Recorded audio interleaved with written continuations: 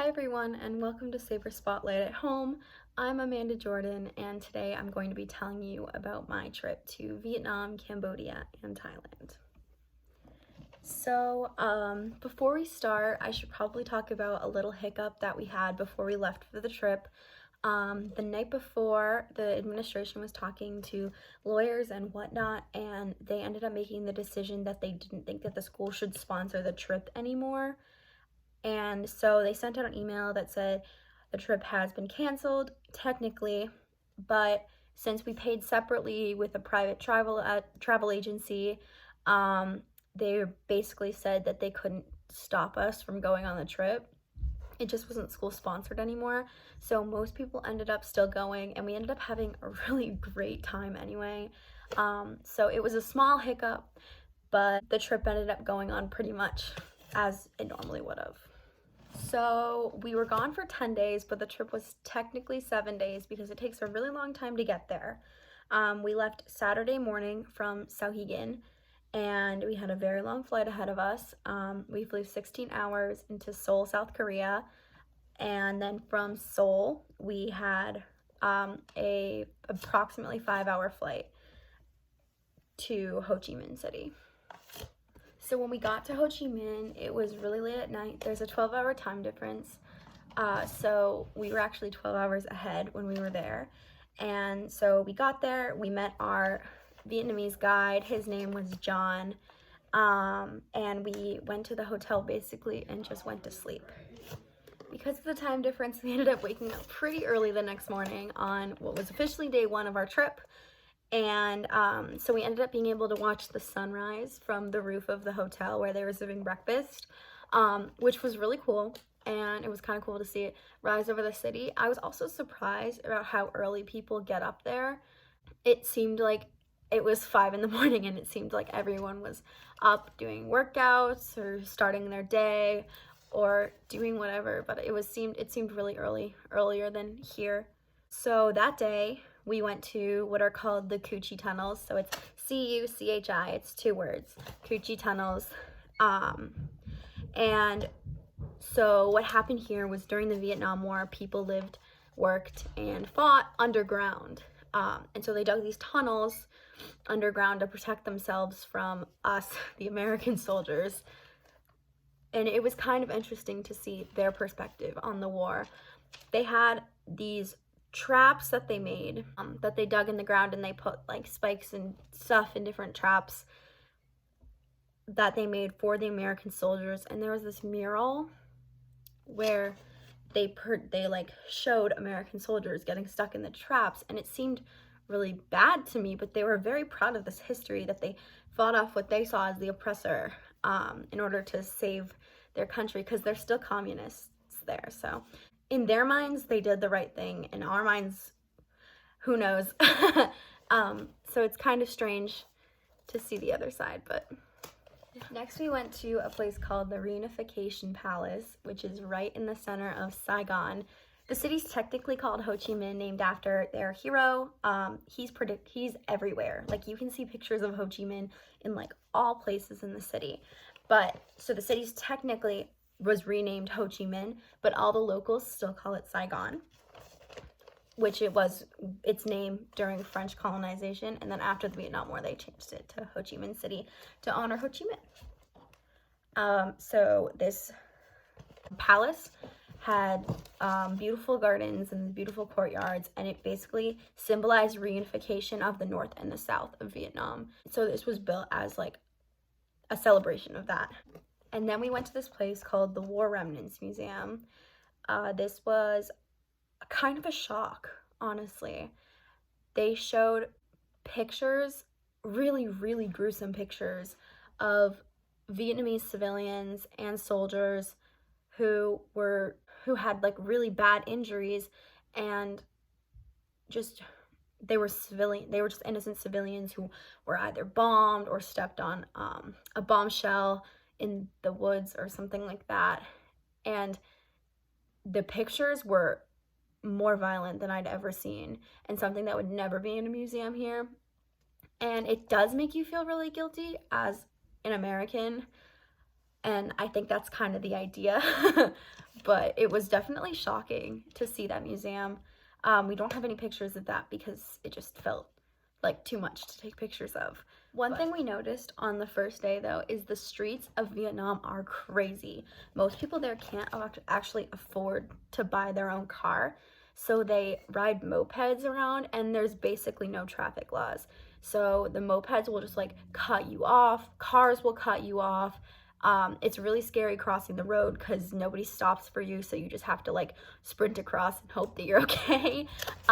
But yeah, there's basically no traffic laws, or there are, but people just don't follow them and they're not enforced, which was definitely an interesting difference between here and there. So our second day in Vietnam, we headed down to the Mekong River Delta. So the Mekong River is the biggest river in Asia, and so in Vietnam, there's a delta where it meets, and it's this really lush, fertile place. So we went to go visit that because it's really beautiful. Definitely something we didn't want to miss on the trip. So after we drove down there, we took a boat to this little village where we watched them make these coconut candies. So they boiled down coconut milk and added sugar and peanuts and all kinds of different flavors into the candies, and they were really delicious. They were like a soft taffy, kind of sweet, and they were really good.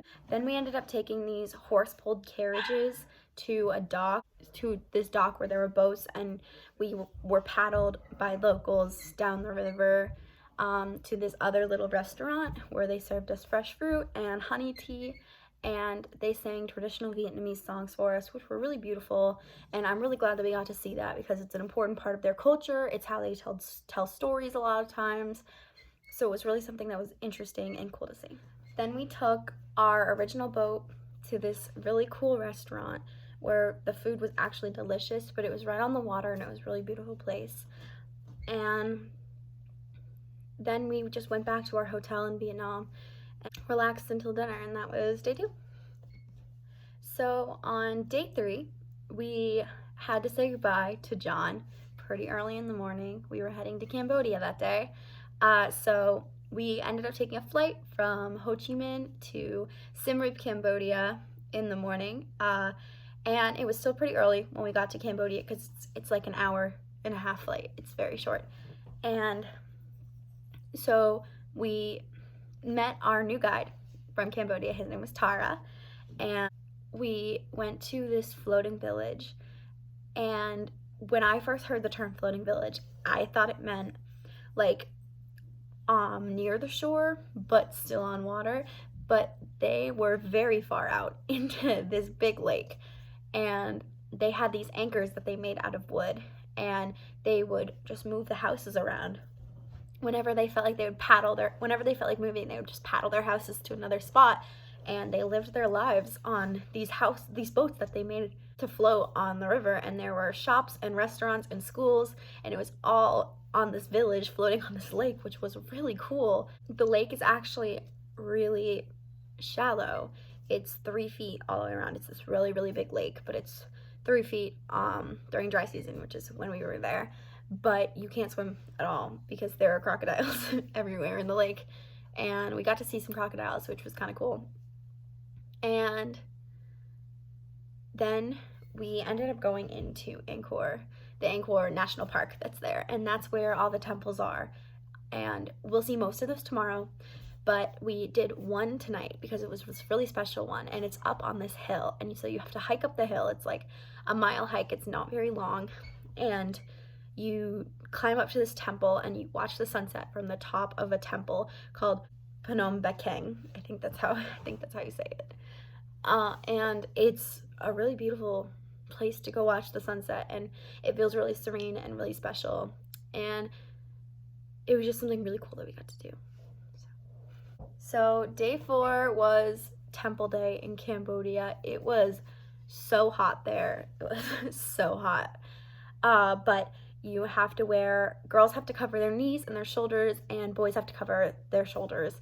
So we had to wear long skirts and short sleeve shirts, even though we wanted to wear just like tank tops and like dresses because it was like 105 degrees probably. It was really, really hot. So we ended up touring a lot of temples. And it was really cool to see these temples because you think of Cambodia as a Buddhist country, and it is, but the temples were built Buddhist, and then the country was taken over by Hindus, and they took out all the Buddhist symbols and they put up Hindu symbols. So there's all these Hindu symbols and symbolism and stories and intricate carvings in the walls of these ancient temples. And it was interesting to see how the power dynamics had changed and shaped the temples over the years.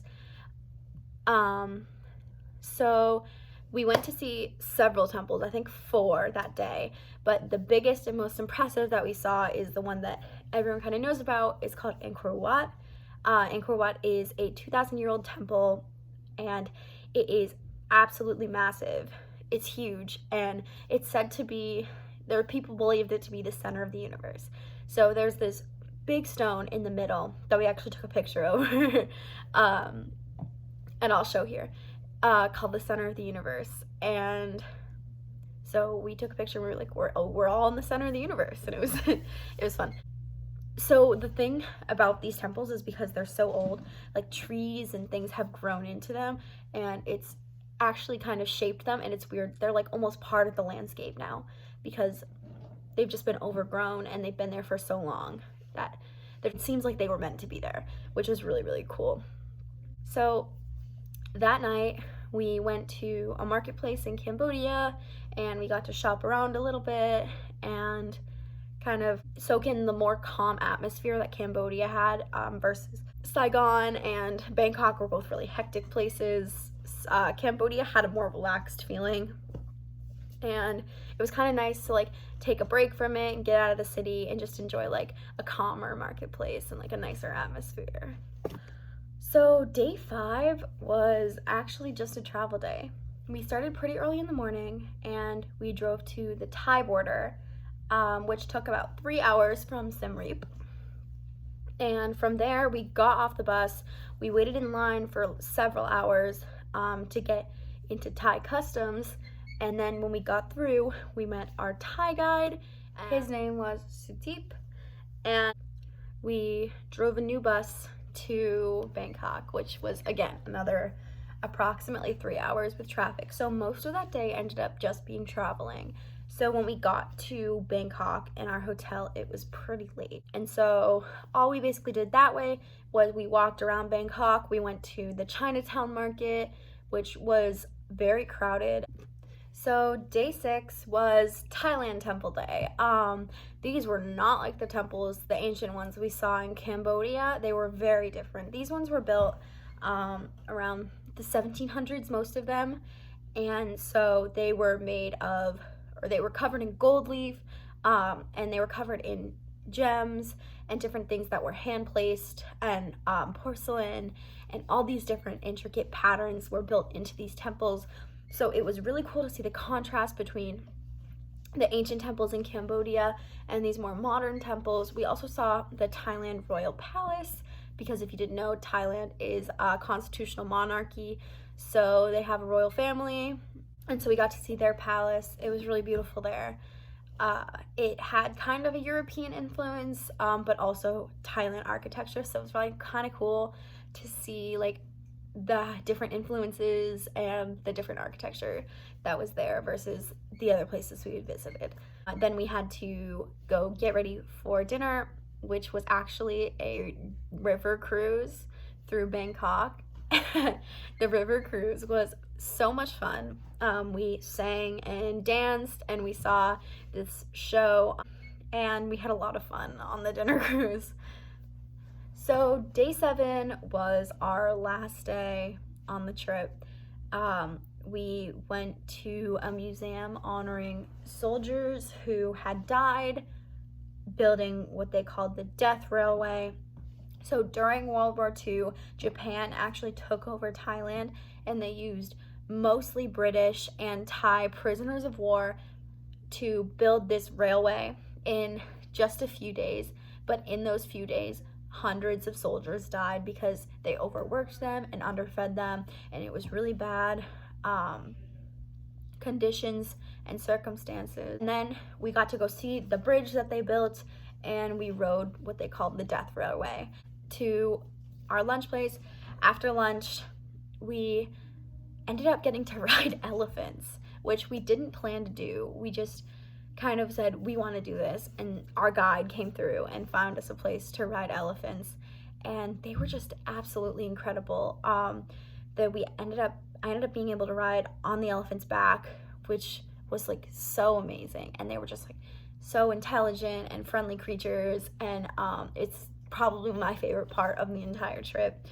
And you could really tell that this place like took care of the elephants and treated them really well. It was a sanctuary rather than like a tourist place, which was really nice and really great to see. We left very, very late that night and had our long trip back.